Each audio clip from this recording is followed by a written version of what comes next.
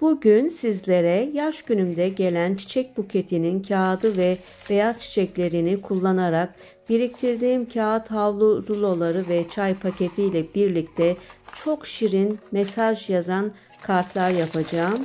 Bu arada İzmir Ödemiş'ten herkese merhabalar ve kanalıma hoş geldiniz. Ben emekli resim iş öğretmeni Hatice Taşkoyan. Ayrıntılar için altyazıyı açmayı unutmayalım.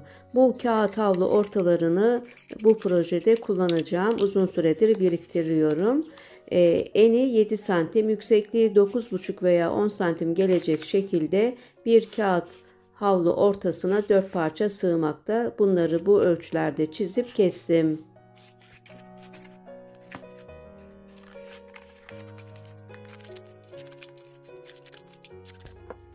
Bu parçaların kenarlarını biraz sonra hep birlikte yakacağız.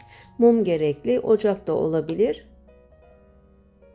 Islak bez ya da peçete gerekli ayrıca. Kenarını yakmaya başladım.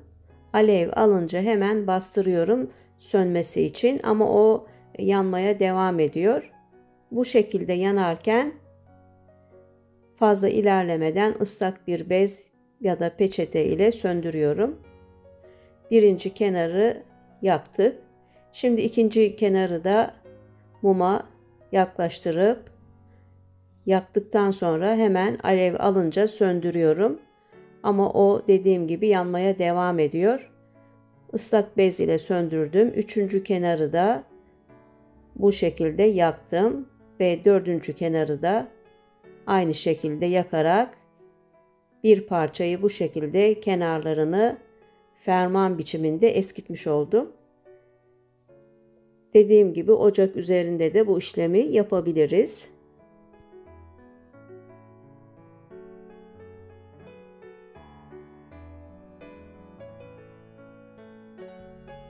Elimize dikkat edelim. Bu işlemi çocuklar yokken yapalım. Tamamını yaktım. Projede kullanacağım kadar. Ama biraz kirlendiler ve bir silgi yardımıyla önlü arkalı tertemiz tamamını sildim.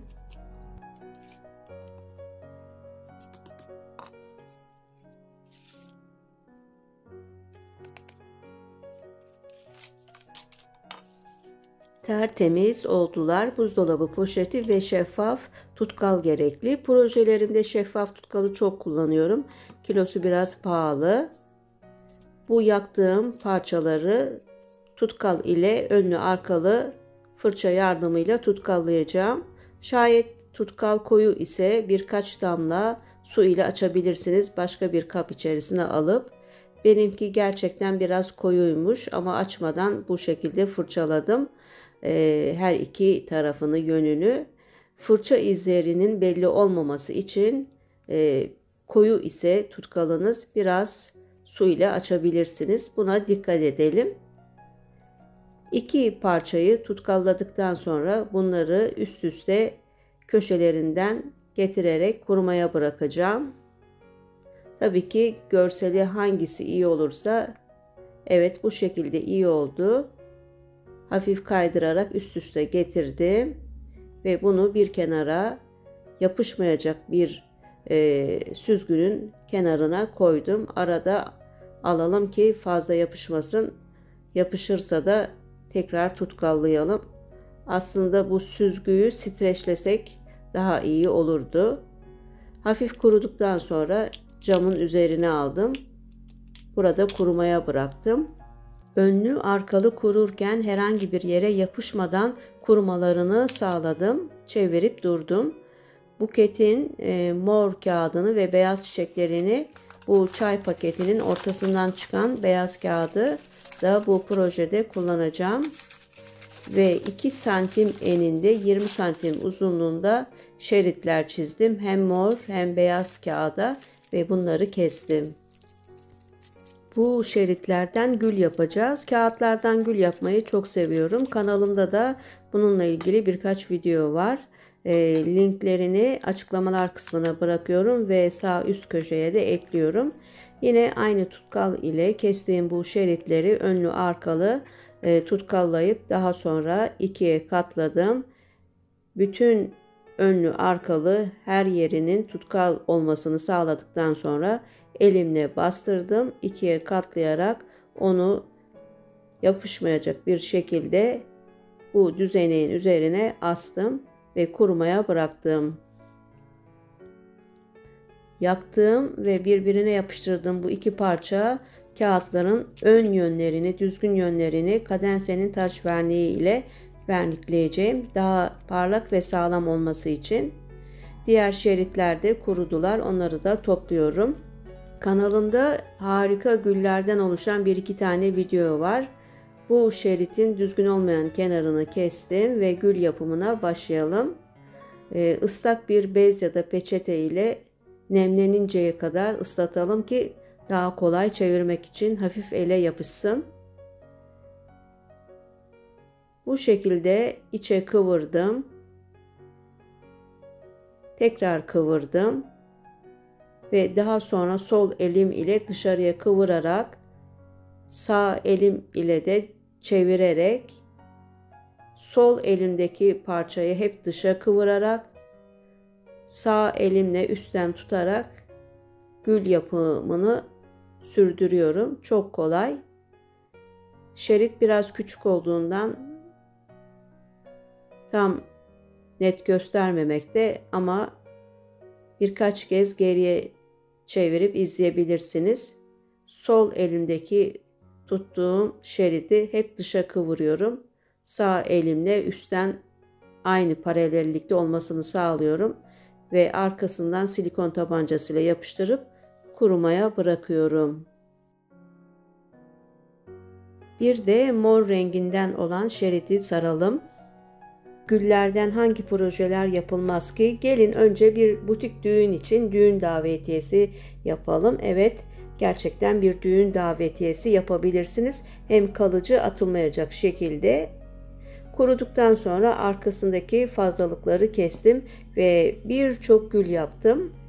50-100 kişilik bir butik düğünde bu davetiyeleri çok rahatlıkla yapabilirsiniz. Hoş olur. Matbaaya kraft kağıt üzerine davetiye bastırdım. Sevgili gelinim ve oğlumun anısına hatıra olarak yıllar önce evlenmişlerdi. Ve kestiğim parçaları tutkallayıp arka kısmına yapıştırdım. Davetiyenin arka kısmı oluyor. Çünkü ön kısmına gül ile süsleme yapacağız. Zımba ile delikler açtım iki tarafından. Bu zımba yoksa çivi ya da şişi ısıtarak delik açabilirsiniz. Jüt ya da kendir ipi geçirerek tahta boncukla geçirip düğüm yapıp daha otantik hale getirdim. Bu şekilde kartlar, davetiyeler hazırlayarak her yerde kullanabilirsiniz. Evet, ben örnek olarak biraz hazırladım. Şimdi beyaz çiçek, yapay yeşillikler ve yaptığımız gülleri kullanacağız. Önce bu beyaz çiçeklerden kestim ve onları bir demet haline getirip alt kısmından silikon ile yapıştırarak burktum. Bunları hazırladım.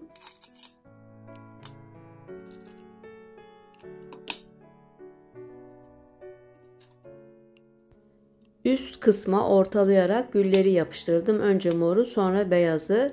Hazırladığım bu beyaz çiçekleri de alt kısımlara ve yapay yeşilliklerden yapraklar kesmiştim. Onları da güllerin ortalarına yapıştırarak tanzimi tamamladım.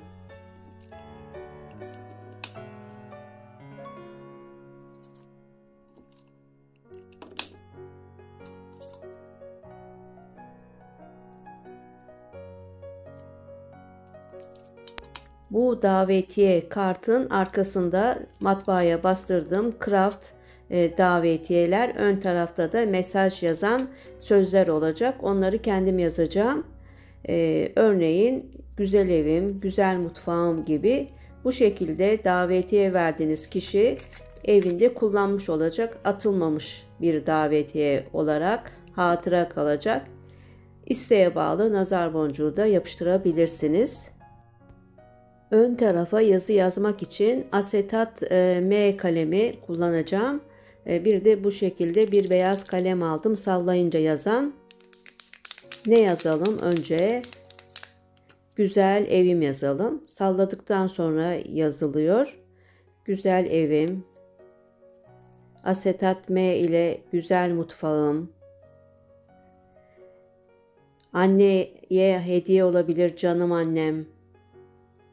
Bebek mesaj kartı olabilir. Hoş geldin nefesim, torunum oluyor. Musmutlu yıllar, yeni yıl mesajı olabilir. Bu şekilde birçok mesaj yazabilirsiniz kart üzerine. Mesajın sözlerine göre ister bebek şekeri, ister nikah davetiyesi, ister annenize küçük bir anı hediye, ister yeni yıl kutlama mesajı, kartı, davetiyesi olabilir. Çok amaçlı. Bunları da yine kanalımda paylaşmıştım. Kağıt hamurundan çuvallar. Açıklamalar kısmına ve sağ üst köşeye linkini bırakıyorum. Buzdolabıma çok yakıştı. Arkasında davetiye sözlüğü var. Yıllarca anı olarak kalabilecek. Aynı şekilde kapıya da astım. Güzel evim yazısı yakıştı.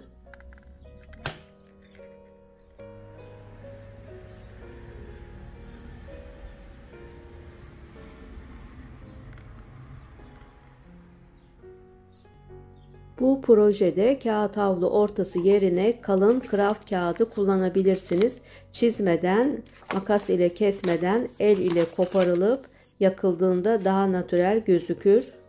Bu kartları ister düğün davetiyesi, ister bebek şekeri davetiyesi, ister annenize bir minik hediye ya da yeni yıl kartı çok amaçlı kullanılabilecek şekilde tasarlayabilirsiniz. Bu videodan nasıl bir sonuç çıkarmamız gerekir? Evde ya da çevrenizdeki atıl durumda olan bütün malzemeleri kullanarak harika geri dönüşümler, kendin yap projeleri uygulayabiliriz. Çay paketinin ortasını bile değerlendirdik. Atılan bir çiçek buketinin kağıdını ve çiçeklerini. Evet, şimdilik İzmir Ödemiş'ten başka projelerde görüşmek ve buluşmak üzere.